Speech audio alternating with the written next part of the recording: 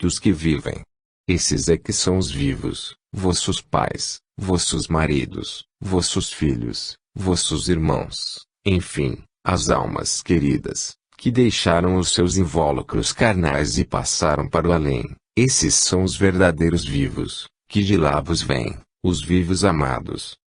Vós, que, neste próprio instante em que falo, acompanhais, com gesto de aprovação, as palavras insuficientes do velho servidor de Deus, vós, que tendes vontade de influir sobre as vossas mães, aqui presentes, sobre os vossos pais, que me escutam, nesta hora, recebei o preito de homenagem que vos dou, pela certeza de que os espíritos, na terra, nem todos deixam de crer.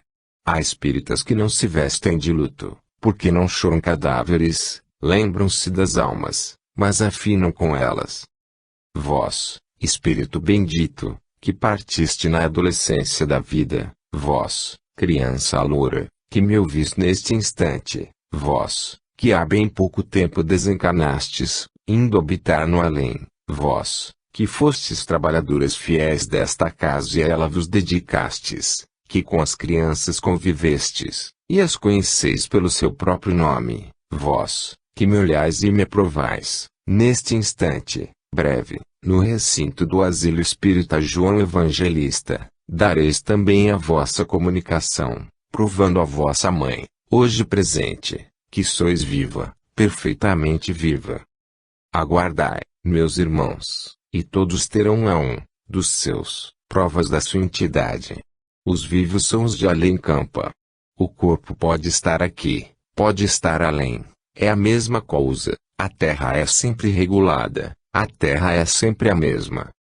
Que a comemoração seja feita, neste dia, não para finados, porque os finados são os defuntos e os defuntos, são os cadáveres, que a comemoração seja feita, glorificando a Deus, pela vida gloriosa, que se expande por toda a imensidade do além desse azul infinito, que a vista humana descortina, e em que, apesar de todas as provas, o homem vacila, deixando seu roteiro, a procurar na matéria, a vibração do espírito.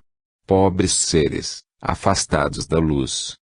Coragem, meus irmãos, coragem, para provar ao mundo que a doutrina do Espiritismo é a doutrina da verdade, os espíritos vivem. Glória a Deus. Sarto. O ideal libertador. Paz, em nome de Deus. Penetro em vosso recinto, meus amigos, trazido por essa força irresistível, que me atrai, todas as vezes, que a terra se agita, em convulsões tremendas, como acontece agora, penetro em vosso recinto, para influir, talvez, com uma pequena parcela da minha palavra, da minha boa vontade, do meu esforço, para que esta agremiação compreenda melhor os seus deveres para com o mundo, para com a humanidade. Penetro neste recinto, para suplicar às criaturas presentes, cristãs, naturalmente, em sua totalidade, que, em suas preces fervorosas a Deus, o Autor e Criador de todas as coisas, peçam que Ele, em sua infinita misericórdia, olhe para o mundo, procurando incutir-lhe o lema da caridade cristã, do qual se acha afastado. Vós, meus amigos, que vos dizeis espíritas, e espírita significa o homem amante da liberdade, vós, que vos dizeis espíritas e que tendes, naturalmente, por essa mesma razão, um ideal a realizar, deveis esforçar-vos o mais que puderdes para implantar, no seio da humanidade, o sentimento verdadeiro dessa liberdade, que é paz, que é tranquilidade, que é segurança, que é confiança no porvir. O homem, que hoje busca ser livre, cada vez mais se escraviza. Isso, aquele chama liberdade e prega aí, nada mais é do que as algemas, preparadas por ele próprio, para atar a sua liberdade, para atar os seus pulsos, não lhe permitindo agir como ser independente e livre. Meus amigos, o ideal libertador dos corpos foi o que abracei, quando aqui estive, procurei sempre libertar o homem. As cadeias da escravidão significavam para mim um horror, uma coisa tremenda, que me perturbava a paz interior. Eu via nos meus irmãos cativos uma ameaça constante, a morte para o ser livre, porque o homem que se vê cativo, fora dos direitos civis, jogado à face da terra como um pária, abandonado dos seus irmãos, tão somente porque pertence, ilicitamente, a outro homem, alimentem-se desejos de vingança. Eis porque disse que, quando via homens escravos, tinha horror que causa assassínio, porque a revanche um dia haveria de concretizar-se, e o homem que tem ânsia de ser livre não pode viver eternamente jungido a uma tranca, a um pelourinho, a uma escravidão sem fim. O tempo correu, a morte ceifou a minha vida material, parti para esse além, desconhecido para mim, e, hoje, vejo a escravidão do espírito, bem mais negra do que a escravidão do corpo. Vejo homens, trabalhando, meditando em como cavar cada vez mais esse barato profundo, em que hão de precipitar os seus irmãos. Vejo que o analfabetismo avassala as criaturas, não se cogita do problema da criança, como se deveria cogitar, não se pensa em modificar a sorte dos encarcerados, como era lícito esperar, bem ao contrário. Cogita-se de aumentar o número de prisões e lá jogar maior número de vítimas indefesas. Assim, meus amigos, impressiona-me o cativeiro espiritual em que vejo os meus irmãos agrilhoados, impressiona-me muito. Tudo quanto se prepara para aparentar uma libertação, nada mais é do que um fingimento, uma falsidade, e tudo quanto não é real, é mentira. O ser necessita de liberdade. O espírito não foi criado por Deus para viver assim subjugado, detido, qual um criminoso. Deus, o supremo Criador dos homens e das coisas, deu asas ao pássaro, para que voasse, deu a terra ao homem, para que a cultivasse, para que a fizesse crescer e progredir, deu ao espírito o espaço infinito, por onde adijar. Mas o homem, em lugar de enveredar pela conquista da ciência, em lugar de se encaminhar pelo estudo, para a compreensão dos altos problemas que regem a sua evolução espiritual, entra pelo campo das disputas, pelo caminho da ambição, da inveja, do orgulho, da falsa crença, e escraviza aquilo que Deus criou livre. Todos esses partidos, todas essas denominações, tudo quanto se vê praticado pelo homem, realizado por ele, é ânsia de liberdade. Meus irmãos, porém, uma liberdade mal entendida, é uma liberdade mal compreendida, porque, fora da religião de Cristo, não pode haver liberdade. O homem não quer ser filho de Deus, servo do Senhor Jesus, não tem amor à sua liberdade. Eu aprendi, meus amigos, e compreendo hoje bem, tomai sobre vós o meu jugo, que é leve, o meu fardo, que não é pesado, disse o Mestre. E o homem, esse ser que tem desejo de liberdade, não aceita o jugo do Divino Mestre, aceita, então, a chefia dos outros homens, tão insensatos, tão incompetentes, como ele próprio, e, por amor desses homens, ele os elege seus condutores, sacrifica a sua própria vida, sacrifica a sua dignidade, sacrifica interesses morais. Para quê? Para conquistar o quê? A independência do corpo, porque da alma ele não cogita. O mundo espírita precisa acordar, o mundo espírita precisa compreender que, com essa desunião separatista em que vive mergulhado, pouco poderá fazer. Os espíritas precisam constituir um bloco unido, forte, coeso, capaz de poder levar avante as verdades eternas, trazidas pelo Divino Mestre. Os guias, só eles poderão fazer barreira a essa corrente impetuosa, de ondas sanguinárias, que ameaça avassalar o planeta. Os países mais revolucionários são exatamente os menos religiosos, e o país que se diz cristão, mas cristão sob a capa pérfida da hipocrisia, esse país há de cair, como tem caído, na velha Europa, países antigos, que se supunham sólidos, em suas bases de religião, e o seu cristianismo ruiu, porque era pseudo-cristianismo. Como podeis vós compreender que a religião do Cristo possa cair? A religião que Jesus fundou com seu sangue precioso baquear, ruir. Serem expulsos os seus sacerdotes, tocados para fora do país como indesejáveis. Levados para além, como abutres, que, realmente, são. Como podeis compreender essas ideias? Não, meus amigos. A religião de Cristo nunca poderá cair. A religião que é do Cordeiro Imaculado de Deus só poderá permanecer de pé.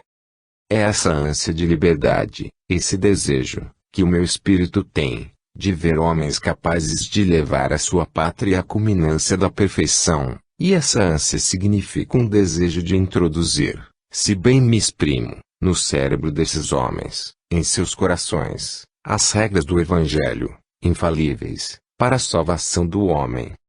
Quando o Evangelho for assim aceito pelas almas, pelas consciências, pelos cérebros, pela mentalidade do ser humano, então, acabarão as armas mortíferas, não haverá mais necessidade de sacrifícios humanos, porque o ódio não terá lugar na terra, só o amor vinculará as criaturas, só ele será o traço de união que liga os homens entre si, sem distinção de pátria, sem distinção de cor, sem distinção de credo, porque ele será um só, aquele que Jesus, o Cordeiro de Deus, implantou no mundo.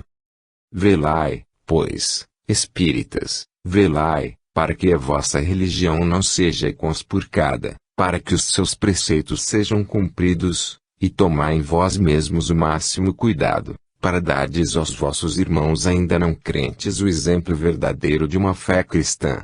Assim, o Brasil será livre, e, com ele, todas as nações, desde que o Espiritismo as avassale, em sua totalidade. José do Patrocínio. Comovente manifestação. Meu Deus, meu Senhor, dá-me forças, para que possa desempenhar esta missão, que me confiaste, hoje, missão que me alegra, que me enche de grande prazer, mas que, também, me comove e dificulta a minha ação. Meu Deus, dá-me coragem, para dizer que, passando desta vida para outra que tu prometes aos que creem em ti, eu me sinto agradecida à tua grande misericórdia, eu me sinto enlevada para espíritos amigos, amparada por eles, iluminada pelas suas palavras, e confiante nas suas promessas. Meu Deus, quantas graças eu te dou, neste instante, porque, na vida que passei ultimamente, na terra, não tive pensamentos maus para ninguém, não desejei o mal do meu próximo, e procurei, na minha fraca compreensão das coisas, fazer o que fosse melhor. Tu permitiste, Senhor Deus, que eu viesse hoje, e aqui estou.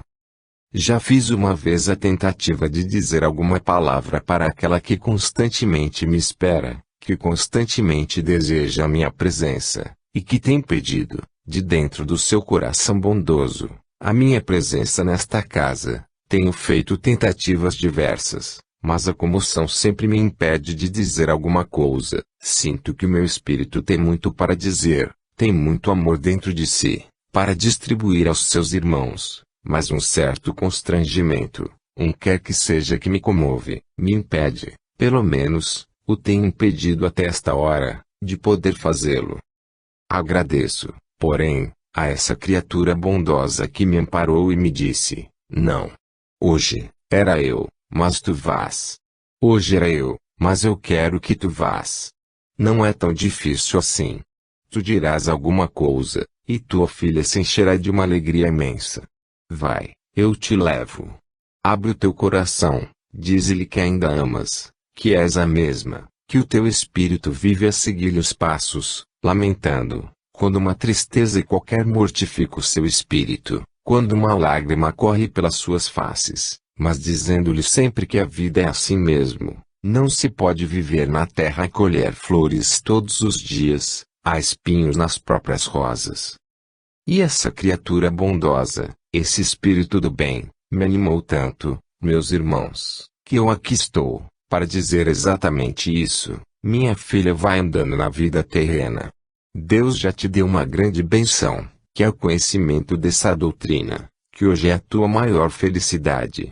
Também aquele que te adora, que é teu esposo, olha que sou eu, que te diz, já crê, também tem sua alma elevada aos pés do Criador. Que mais queres tu? A terra não dá mais do que isso dá a vida do além, disso eu posso dar testemunho. Quando vieres, Deus há de permitir que ainda que eu esteja, então, juntas visitarmos essas paragens benditas, guiadas por esse anjo que aqui me trouxe. Foi vossa filha que aqui me trouxe. É bom que saibais quanto a caridade me dispensou, quanto amor, quanto carinho. Vossa filha trouxe-me para minha filha. Eu não posso demorar mais, porque a tua comoção também me atinge. Devo dizer-te, num abraço terno de todo o meu afeto, eu abençoo, não somente a ti, mas a ele também, a ele, que é o teu amparo, que é o teu protetor, que é o braço seguro em que te podes firmar na vida. Deus o abençoe, e o faça cada vez mais crente na sagrada doutrina do Espiritismo cristão. Lembra-te, filho, sim, porque és o esposo da minha filha. Lembra-te de que Deus vê o gesto daquele que tira do que é seu, para dar às crianças que não têm. Esse gesto Deus vê. Não queiras a recompensa do mundo, pede a Deus que te ilumine sempre, para que possas fazer muito, pela causa da caridade cristã. Deus abençoe as crianças do Asilo Espírita João Evangelista. Carminda. Um grande espírito que partiu. Meus amigos, Deus vos salve. Nada mais paradoxal do que a vida, em seu curso infinito, a vida, em suas modalidades diversas, a vida, em sua intensidade, enfim. E assim falo porque, observador da vida, compreendendo-a muito acima do que dantes compreendi, eu vejo que, ao pé da dor mais cruenta, pode sempre existir um íris de esperança. Meus amigos, meus prezados irmãos, deixou a vida planetária um espírito cujo corpo, ainda insepulto, em breves horas, será dado à Terra, seu verdadeiro lugar. Deixou a Terra um grande espírito. Perdoai-me, meus irmãos, mas a vossa intuição não é verdadeira. Um grande espírito, ia dizendo, cujo tirocínio foi um exemplo. Brilhando pela honestidade, pelo fulgor do talento, pela capacidade de ação, pela energia máscula e, ao mesmo tempo, suave, que adornava o seu ser, era uma epopeia melodiosa, ao pé de um caráter viril, franco, enérgico, tudo isso dulcificado por uma bondade intensa. Deus confiou-me a missão de levar comigo esse espírito recém-desencarnado e eu tenho nisso o máximo prazer, porque fui o seu maior amigo, na Terra. E, para ser justo, meus caros amigos, para dizer a verdade, eu devo afirmar que esse espírito ainda me amou mais do que o amei, foi sempre dedicado, terno, bom.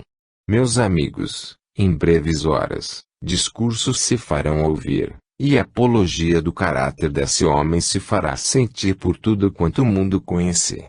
No estrangeiro, repercutirá essa notícia, quando os telegramas daqui partirem para lá, porque essa criatura aliou ao talento, à cultura, à ciência, às artes, enfim, a tudo quanto ornamentou o seu caráter, um coração capaz de conter todo o afeto do mundo, bom esposo, pai amantíssimo, chefe de família exemplar, e amigo, como poucos sabiam ser. Meus amigos, eu não quero que elaboreis em erro, e vou declarar com o máximo prazer, o nome desse que, em breve, a terra receberá e cujo Espírito Deus me concederá a graça de carregar comigo, juntamente com esse outro Espírito, vosso assistente contínuo, que permanece agora a meu lado, esse homem, que desencarnou, essa capacidade cirúrgica, essa mentalidade fortíssima, esse coração imenso, chamou-se, na terra, Henrique Guedes de Melo. E não me pergunteis mais, porque a minha alma sente ainda o perfume do seu pensamento, sente ainda o carinho da sua amizade. Poucos dias antes de eu próprio partir desta vida para o além, tive-o à minha cabeceira, quando os meus lábios já não podiam falar e o meu olhar pouco exprimia, mas, espírito consciente, eu vi perto de mim. Seja este exemplo para vós, homens do dia, seja este exemplo uma lição para todos vós. Médicos, não faltam. Engenheiros, bacharéis, cientistas de toda espécie, não faltam, por toda parte. Mas que alheiem à ciência um coração, que pulse como aquele pulsou, bem poucos encontrareis. Sabes tu, caro amigo, que também te encontras a meu lado, quanto é verdade o que afirmo. Trago-vos este incentivo, prezados irmãos, para que, cada vez com mais força, com mais vontade, vos dediqueis à prática do bem. Ele não era um ignorante do espiritismo, conhecia-o de perto, estudava-o, lia, nas páginas dos livros de comunicações, as palavras trazidas do além. Ele não era um leigo na matéria, conhecia-a de perto. Se não frequentou sessões, se não foi assistente contínuo, em pensamento, ele praticava e realizava trabalhos que muitos adeptos do espiritismo não poderão fazer. Isso por quê? Porque a sua consciência era pura, porque as suas mãos eram limpas, porque o seu pensar era singelo, porque sabia amar. Meus amigos e meus irmãos, não deveria ser eu, com a minha oratória, que fizesse esse discurso. Eu pedi ao meu companheiro, que presente está e pode ser visto por todos que mereceram de Deus esse dom, que o fizesse, mas ele não quis, ponderando, sabes dizer melhor, por quem te fala a amizade antiga. Por conseguinte, fala tu, alma gêmea da sua. E, por isso, falo. Desde o começo do dia que procuro insinuar, fazendo o ambiente para falar, e, graças a Deus, consegui. Meus amigos, peço-vos um pensamento de amor, de prece, para essa alma, que, em breve, se encaminhará comigo por este mundo azul, do qual vós só descortinais um pequeno lençol. Penetrarei com ele, e, se eu lá não puder ir, pela minha insuficiência, certamente o meu caro amigo, bem mais evoluído, bem mais adiantado espiritualmente, poderá fazê-lo. Não digas o contrário, porque, de fato, és bem mais adiantado. Tu foste, na vida, quase santo, eu fui um pecador. Meus amigos, não posso demorar muito, já vos disse de quem se tratava, peço-vos um pensamento de amor, para esse que foi meu caro amigo. Ouvistes a mim, quando deveríeis ter ouvido a Alfredo Barcelos, mas ele não quis e cedeu-me o lugar. Eu lhe agradeço a gentileza, mas peço aos meus prezados irmãos que façam uma prece por mim, porque não sei se o poderei alcançar em seu voo. Tu, certamente, o alcançarás. Vai na frente, na vanguarda, porque tu és o sol, e eu, seguramente, não poderei seguir os teus passos, e tu não podes caminhar atrás de mim. Deus seja louvado entre todos vós. Paz, meus amigos. Henrique Camara, médico. Considerações inteligentes. Meus amigos, meus queridos irmãos, como sempre, desejo-vos tranquilidade de espírito e de corpo. Eu não entendo como o mundo espírita pode condenar, e também não compreendo em que se baseia para tanto, as sessões práticas de espiritismo. São elas que nos trazem ao mundo as revelações proveitosas, para edificação da experiência humana. São páginas que revivem ao olhar do homem, fazendo-o sentir as responsabilidades do espírito na carne, e, ao mesmo tempo, ressaltando, para que o homem a perceba convenientemente, a consequência dos atos do passado, refletido na vida presente. São páginas que a criatura inteligente lê e relê, para compreender e edificar-se nelas. Espíritos encarnados, que têm uma história prolongada de sofrimentos, de quedas, de dores, que se reflete na vida atual. A cruz é posta nos ombros dessas criaturas, para que se veja se elas têm força suficiente para subir com ela ao calvário da vida. Quantas vão até o cimo da montanha e lá depositam a sua cruz, respondendo ao Senhor, graças, meu Deus. Aqui trouxe o fardo pesado da minha vida, que se tornou leve, porque tu me ajudaste a carregar. Outros, porém, aceitando a cruz sobre os ombros, resvalam no caminho, atiram-na fora, e seguem até o fim a trajetória da vida sem a cruz, que seria a sua salvação, se tivesse sido suportada com firmeza. Mas a vida, em seu curso constante, tem variedades que o espírito encarnado não percebe. Quem não quer ser feliz? Quem não tem ânsia de viver em paz, num lar tranquilo, sem perturbações, com saúde, com energia para a vida, com o necessário para o sustento, enfim, sem as apreensões que assoberbam o mundo? Quem? Mas está escrito, está destinado, que cada um, no correr da sua existência, não colherá somente flores, terá de colher espinhos, porque só os espinhos lhe depurarão a existência. Eis porque as desilusões vêm soltar, muitas vezes, prantos jovens. Eis porque as noites tranquilas e silentes são as confidentes dos soluções da alma. Eis porque as amarguras dolorosas ferem indistintamente criaturas que aparentam rosto calmo mas que, no sacrário íntimo do ser, têm dores amargas, invisíveis para aqueles que não têm olhos para ver. Tudo se prende à vida anterior do espírito, que, também, por sua vez, no passado, deu origem a que outros padecessem, e, por consequência, tem a sua falta a resgatar. Meus amigos, eu não sei como se pode viver sem estudar profundamente estas coisas. Às vezes, tem-se a sorte que eu tive, deixando a terra e passando para o além. Quando foi tempo, tudo me foi claramente especificado, explicado, instruído, para que eu pudesse, na minha inteligência, compreender a razão por que fiz tantos chorarem. De fato, a minha existência terrena foi tão curta que não dei motivo, pela minha conduta, a desgostos profundos. Tive, naturalmente, a leveza de todas as moças, cujos pensamentos, sem responsabilidade, só podem se ocupar de coisas leves, de sonhos, que nem sempre se realizam, de felicidade que toda alma aspira, mas tudo estava escrito, determinado por Deus. A minha vida seria breve, vida que não lamento, porque compreende que está direito. Outras, porém, passaram de sabores na vida, dores profundas, segredos da alma, amarguras secretas, tudo isso por quê? Porque, no passado, no livro das existências anteriores, se conta a história das suas vidas, também delinquentes, também pecaminosas, também causadoras de distúrbios e tristezas morais para os outros. Quando lhes chegou a vez, tiveram de resgatar aqueles crimes.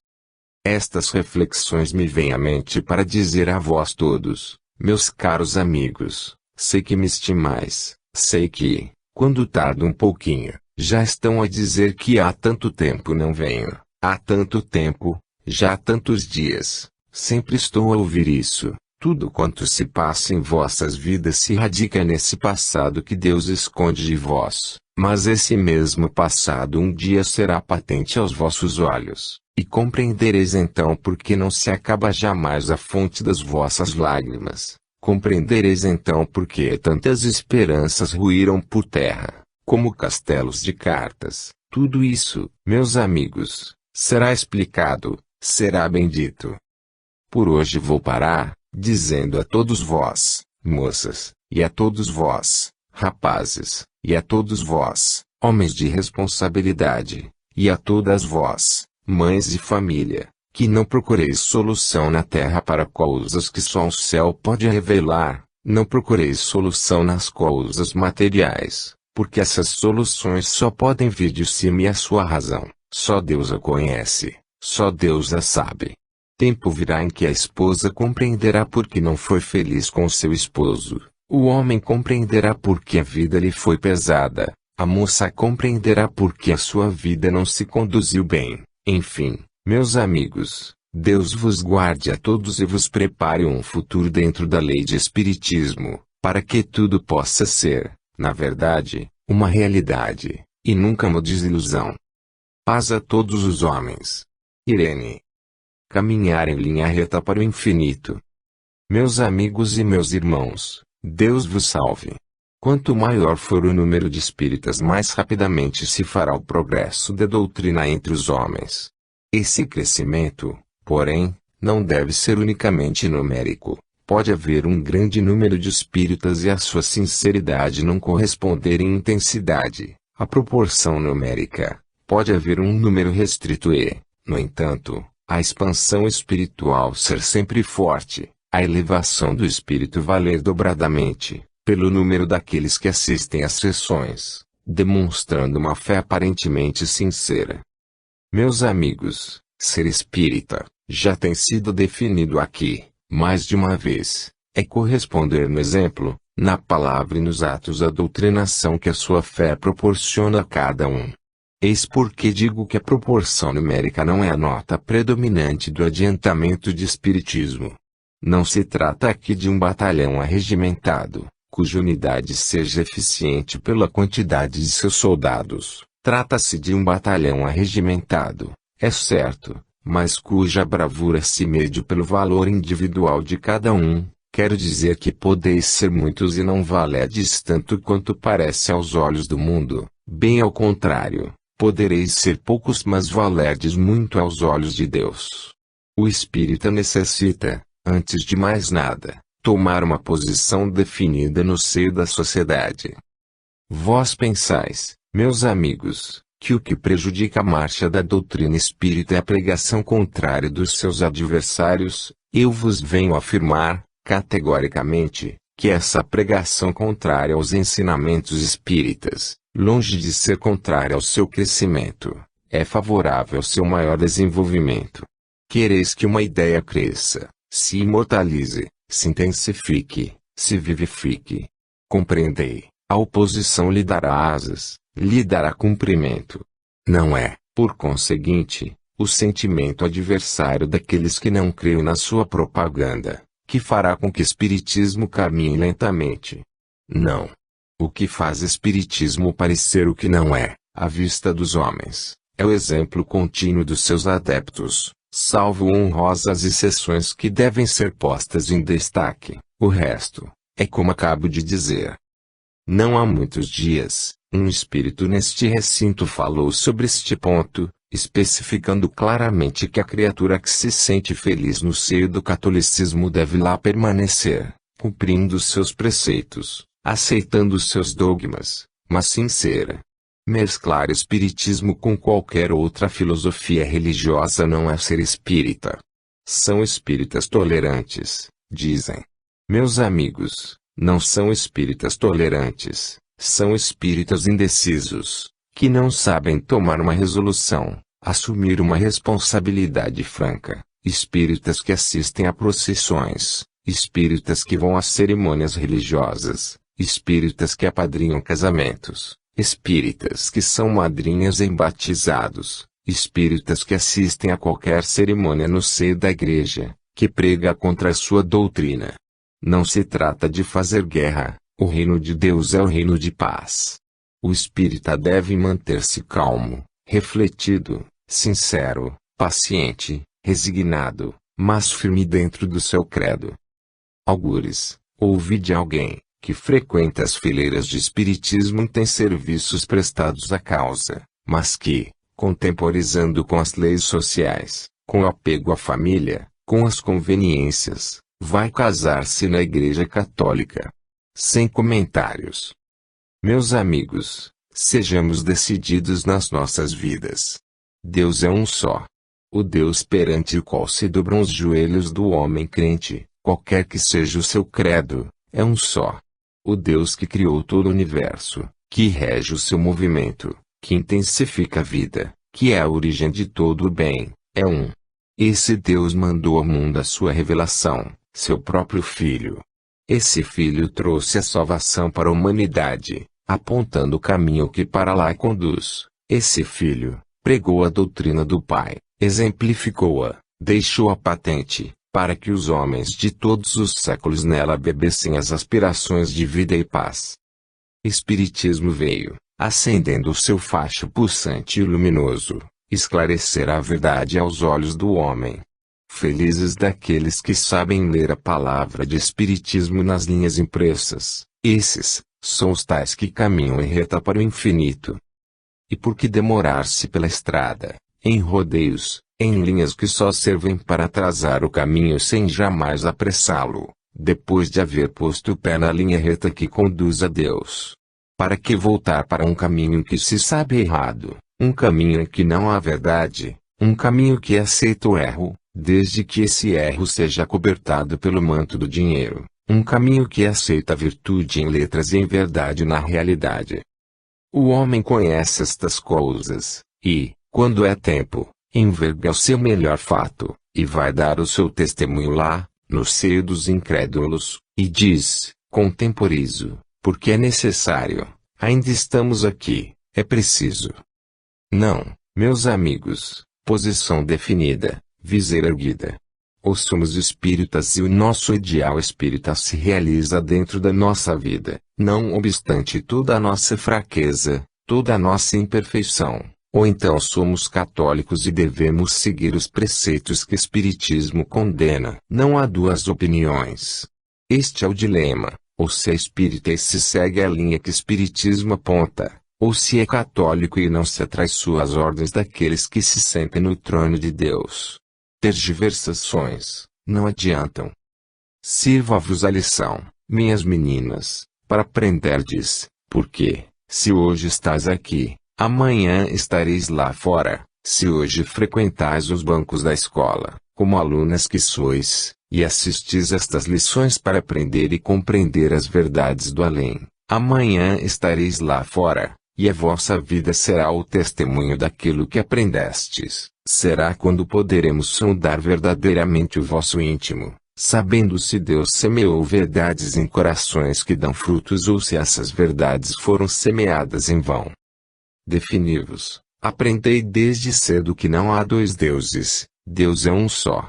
E ele apontou o verdadeiro caminho para que o homem prudente por ali guie os seus passos. Espiritismo é verdade. Espiritismo é a salvação, porque mostra às criaturas o caminho para o além. Deus vos guie, vos guarde e vos coloque em posição firme, na vanguarda do bem, para que a vossa propaganda possa ser, realmente, aceita por aqueles que a vejam realizada nos vossos próprios atos. Deus abençoe a todos vós e vos inspire a coragem do bem. Neri. Um pedido, ou melhor, uma súplica.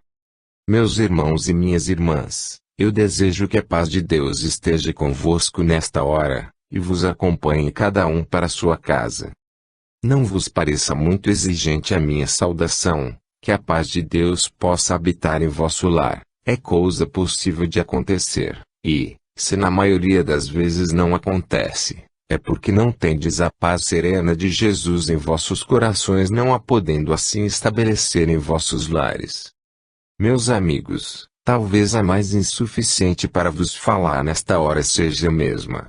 Raras vezes me atrevo tanto, e se não é um espírito diretor que me oferece a oportunidade de o fazer, oportunidade que eu considero uma ordem, certamente me escuso. Chega, porém, o momento em que é preciso dizer alguma coisa, porque o meu espírito também vos ama muito, também é cheio de afeição por todos vós. Também possuo dentro desta casa, em serviço do asilo, alguém que me toca de perto e a quem procuro sempre confortar, amparar e encorajar, para que não vacile no cumprimento dos seus deveres, alguém que tem carregado muitas cruzes, sem que de todo nenhuma lhe pertença, alguém que tem procurado na vida fazer o bem, e que sente a sua vida material a se esgotar, recebendo porém do alto o alimento necessário para a continuação desse esforço. Eu também tenho direito de fazer alguma coisa aqui. Eu o que venho dizer, meus amigos, o que venho fazer, é suplicar, não posso doutrinar, porque a espírito de maior elevação compete esse papel, eu venho suplicar, eu venho pedir. Meus amigos, todos nós quando estamos na terra presos a um corpo de carne, estamos sujeitos às tentações do meio, estamos sujeitos às contingências da vida terrena, sempre cheia de dificuldades, sempre cheia de embaraços, sempre cheia de tropeços que nos fazem desviar do caminho que devemos seguir. Mas há ocasiões em que a alma varonil vence uma dificuldade, consegue dominar uma culpa, resiste a uma tentação forte, e, quando isso acontece, é bem melhor que seja uma etapa vencida, Que essa tentação seja uma coisa morta, que não volte mais. É certo, porém, que o espírito inferior, interessado em prejudicar a evolução das criaturas terrenas, busca sempre o lugar vulnerável onde possa tocar o âmago da criatura, para fazê-la novamente reincidir na culpa. Mas o espírito humano, conhecedor da doutrina, estudioso, tendente para o bem, deve levar os seus olhos para Deus, em prece, e suplicar o afastamento desse ser ainda em treva, porque não compreende os fulgores da luz, pedindo a Deus que o afaste. Jamais, encolerizar-se, abrir luta com esse espírito como se fosse um ser humano, discutir, dirigir palavras, às quais ele responde com verdadeiras risadas que o paciente não ouve, porque não dá proveito a essa irritação que prova tão somente estar o seu próprio espírito ainda pouco adiantado no bem. Eu venho pedir, pois, que as criaturas humanas, minhas irmãs interessadas no trabalho espírita, que têm dado tantas demonstrações da sua dedicação ao adiantamento da doutrina, que formem um capricho, uma vontade férrea, no sentido de dominar as suas tentações e afastar por meios brandos os seres inferiores que concorrem para a sua perdição. Se cada um no momento da queda se lembrasse do desgosto profundo que causa ao seu guia, talvez não incidisse na culpa. As mães costumam dizer para os seus filhos, e os pais também: tu erras, tu insistes, porque não me tens amor. Se tu tivesses amor à tua mãe, não procederias assim. Assim digo eu também, se vós tivesseis amor aos vossos guias, aos vossos pais espirituais, teríeis mais cuidado com a vossa conduta cristã, teríeis mais caridade com os espíritos inferiores, e tiraríeis mais proveito para vós mesmos. Eu suplico aos meus irmãos crentes na doutrina espírita, que façam um esforço sobre-humano, um esforço hercúleo, sobre si mesmos, para ajudarem o seu próprio progresso. Às vezes o homem me parece como um desses possantes trabalhadores que, colocados no alto de uma pedra, procurasse erguer do abismo alguma coisa de pesado para transportar para cima, e fosse erguendo, despendendo forças, até quase alcançar a borda do lugar onde tivesse de depositá-la, e, rapidamente deixasse cair no vácuo aquele peso. Novo esforço para apanhar o volume que caiu, novo trabalho, nova tentativa para levá-lo para cima novamente, mais uma vez, mais outra vez, mais duas vezes, quando, alcançando a borda outra vez o deixasse resvalar no abismo. É a luta do homem. Tanto esforço para alcançar um ponto firme na sua fé, e, depois de provas tamanhas, de sacrifícios em favor da crença, resvala por um triz. Meus amigos, coragem.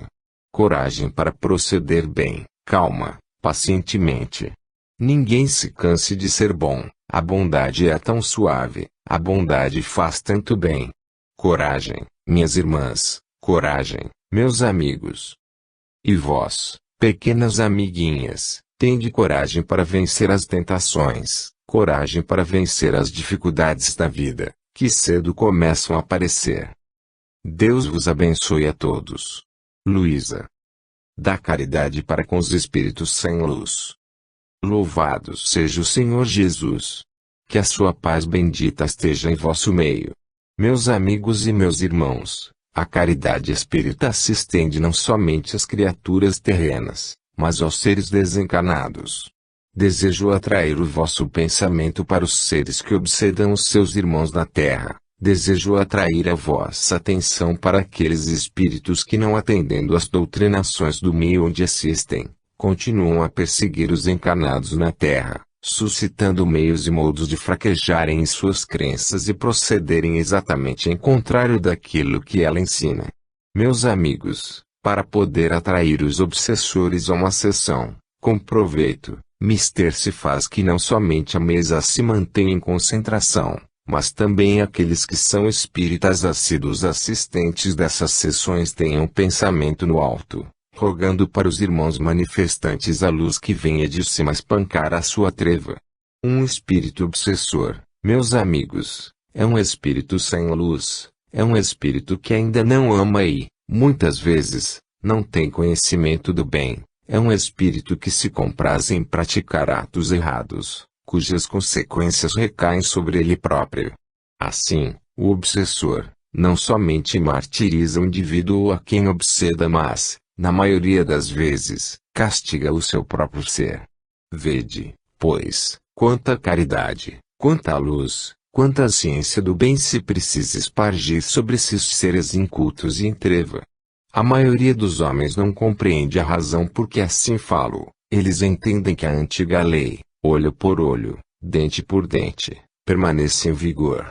Não, meus amigos, desde o momento em que a luz de Deus raiou ao mundo, na presença corpórea de nosso Senhor Jesus Cristo, a lei passou a ser de amor, o pecador passou a ser um doente, e o Cristo falou que não se procura médicos senão para os enfermos. Os sãos não necessitam desse cuidado. É baseado nessa filosofia sublime que eu venho dizer: tratai os infelizes obsessores como doentes da alma, que de fato são. Aqueles que nos seus corpos físicos, homens, padecem moléstias incuráveis, são separados do convívio dos outros, para que não os contaminem, mas também são tratados com carinho, também lhes oferecem remédios, também os tratam com doçura, reconhecendo que eles são enfermos, e como tal, devem ser tratados. Vede vós, meus amigos, o exemplo que está dando o continente europeu, relativamente à pena capital imposta àqueles que julgam dever excluir da vida terrena. O que autoriza o homem a uma realidade tão dura? Deus, e somente Deus, pode cortar o fio da existência de suas criaturas. O homem atravessa-se na frente de Deus e considera o culpado, o delinquente, um ser abominável, cuja planta do pé não deve mais assentar sobre a superfície da terra. E ele mata o seu irmão, mas não se recorda de que o princípio que supõe ser de justiça na aplicação da lei, pelo contrário, é um princípio de culpa, porque o mandamento de Deus permanece em letras indeléveis: não matarás. O criminoso agiu, sob, talvez, uma força oculta que o impeliu para o mal, mas a lei agiu com critério, com pensamento, com a suposta justiça dos cérebros bem equilibrados.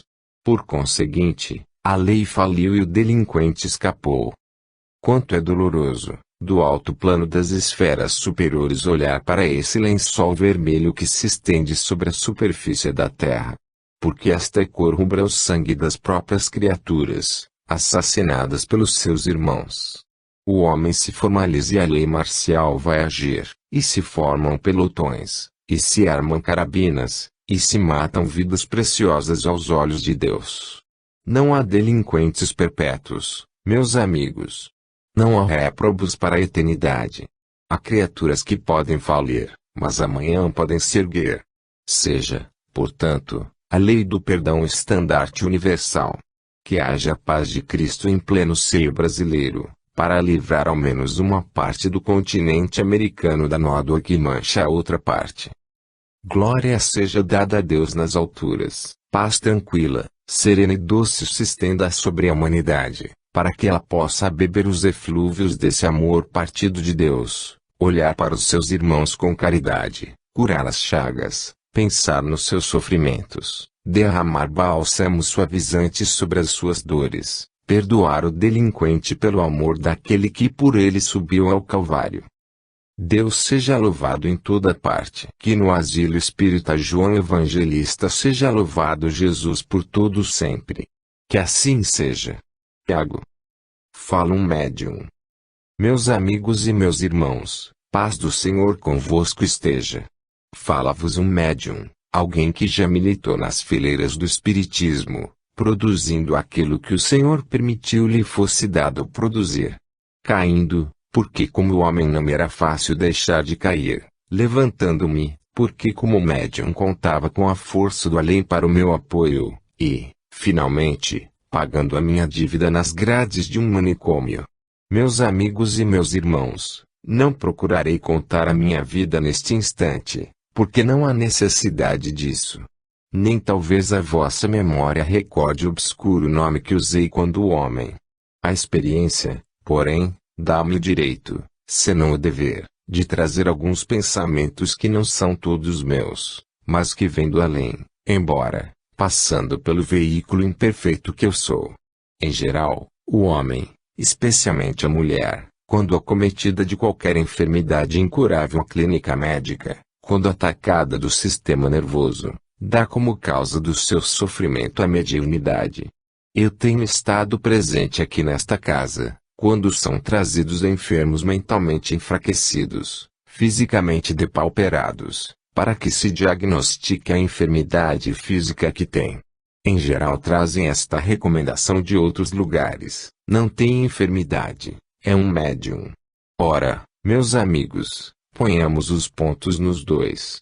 O médium está sujeito, é fato, a obsessões e eu sou um testemunho delas.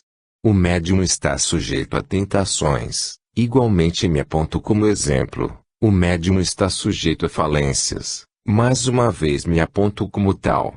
O médium é um receptor de forças do além que lhe podem causar danos, prejuízos sérios, se desviados da linha da justiça, da caridade, do amor, e lhe podem trazer grandes proveitos, se provindas da fonte de onde só provém o bem. Isto vem para dizer que nem todo doente é médium e nem todo médium é doente. Há doenças, realmente, que são apenas provocadas por fluidos trazidos do além inferior. Há enfermidades, unicamente físicas pertencentes ao corpo material e que a ciência médica pode, radicalmente, curar ou deixar sem cura, casos esses, como realmente se diz, incuráveis. Falo agora para os médiuns, aqueles cujos organismos estão prontos para o trabalho, aqueles cuja vontade parece pronta para o serviço do Senhor. Falo para essa classe de médiuns, presentes ou não presentes, tanto faz, em tese. A responsabilidade de um médium é grande, nem Deus daria um dom a alguém, para que o guardasse a enferrujar como espada inútil na bainha.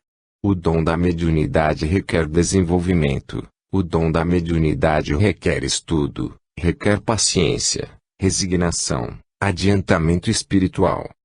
Todo médium deve estudar não somente as coisas concernentes à doutrina, como também os conhecimentos que a própria língua lhe possa ministrar, as ciências que auxiliam a capacidade no desenvolvimento. Enfim, cada médium deve procurar não ser um ignorante.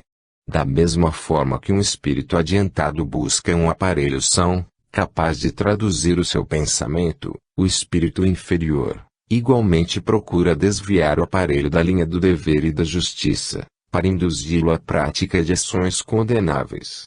Se esse médium aparelhado na doutrina espírita, com conhecimentos como médium, aceita o conselho do espírito bom, pode defender-se dos outros com essa energia do seu organismo, e saber doutrinar o seu próprio espírito, de alguma sorte está preservado dos ataques súbitos da treva. Ordinariamente, porém, o serviço de mediunidade não é posto em primeiro plano, é colocado em posição subalterna, secundária. Tenho trabalho hoje, mas parece que vai chover. Talvez seja melhor não sair. Tenho trabalho de passes, mas estou com muita indisposição para isso. Não faltará quem dê. Tenho receituário, não estou com vontade hoje de receitar. Ficará para depois. Os doentes, se estiverem com muita pressa, vão ao médico. E assim raciocina o médium. Enquanto estão desejosos de desenvolvimento, a ânsia, sofreguidão. Depois que o desenvolvimento se faz, depois que está pronto para o trabalho, é exatamente quando fica reduzido, pela sua própria vontade, a uma simples inutilidade. Ora, meus amigos, o médium está na vanguarda do movimento espírita. Oradores, publicistas, filósofos, literatos, todos são úteis na vinha do Senhor, mas nenhum deles tem a utilidade de um aparelho mediúnico. O homem de letras medita, cogita no que vai dizer, ele escreve e procura fazer a propaganda pela imprensa. É útil, é louvável, é aceitável, mas não tem o valor de um aparelho mediúnico, que recebe a influência do além. Logo, por que desprezar o melhor dom que Deus pode conceder a uma criatura humana? Por que jogá-lo de lado? Por que não o tratar com o devido carinho, deixando passar oportunidades para prejudicar a sua responsabilidade espiritual? Meus amigos, o exemplo está em mim. Eu já vos disse que fui um médium, trabalhei com dedicação, procurei quanto estivesse em meu alcance, fazer o bem, mas, rapidamente, a tentação, o espírito da treva ou qualquer atração mundana, teve força em mim, e eu comecei a vacilar. E então, o resultado foi um fracasso. Querer que se repita nos médiums o que se realizou em mim. Não. Seria uma maldade. Eu não quero que isso se produza, por isso conto a minha história abertamente. Digo com franqueza que sempre me caracterizou. Fui um bom médium no começo da minha mediunidade, do meio para o fim, descambei. Não aconteça isto com meus irmãos. Que tenham gosto pela doutrina, que cumpram as suas responsabilidades, que ajudem os irmãos enfraquecidos, que olhem para o além, cheio de espíritos atrasados, pobres coitados a baterem as portas dos médiuns todos os dias, para serem recebidos e poderem nas sessões receberem a luz de que têm necessidade para o seu desenvolvimento. Eu não digo isto unicamente para os que estão presentes, mas também para os que estão habituados a frequentar outros centros. Vós podeis dar essa lição, que os médiuns não se cansem do trabalho, que procurem receber os espíritos sofredores. Quando alguém fecha a porta a uma sessão pública, todos reclamam, todos falam, ninguém quer doutrinar espíritos, ninguém os quer receber. Meus amigos, se vos faltasse oportunidade, mas a tendes diante de vós e recusais.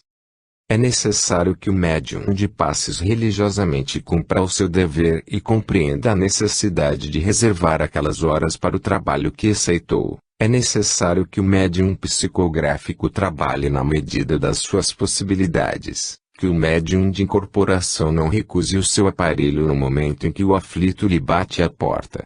Exige-se de vós, sinceridade, o critério que caracteriza as pessoas cultas, as pessoas dignas, aquelas que sabem assumir uma responsabilidade perante o mundo. Deus abençoe a sua vinha e prepare os homens e mulheres capazes para o seu trabalho. Paz seja dada a todos os homens. Luiz. Sobre as dores, as provas, os escândalos. Meus amigos e meus irmãos, a paz de Jesus esteja convosco. Quem espera viver na terra, como navio no mar bonançoso não conhece o que é a vida terrena. Quem espera navegar sempre em mar de rosas faz um cálculo errado.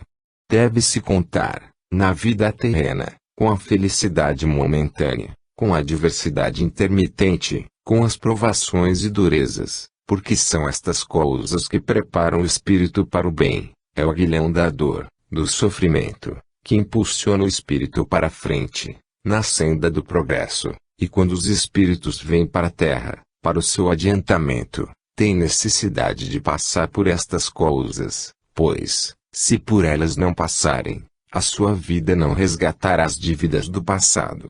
Uma existência cheia de dores e, não obstante, cheia de messes benfazejas para a humanidade, significa o proveito espiritual da criatura humana, nesta fase da sua existência. Eis porque vedes tantas criaturas bondosas espalhando favores espirituais por todos os lados, desdobrando-se em atividade espiritual, absolutamente não compensadora da sua natureza física, procurando realizar, na Terra, a maior soma de bens possível, e, no entanto, encontrando a cada passo um tropeço, uma barreira a vencer, uma dificuldade por vezes intransponível, enfim, uma tempestade constante no seu viver, e dá a impressão de que, se o se viver fosse calmo, talvez as realizações fossem mais proveitosas. Isso, porém, não é como se pensa. Assim como a atividade espiritual é necessária, a provação também o é. É possível que, naquele que se desdobra em fazer o bem e não encontra tropeço na sua frente, o fato de muito realizar, de tanto subir espiritualmente, perturbe um pouco o amor próprio, despertando o sentimento de vaidade, que dorme no seio de todas as criaturas.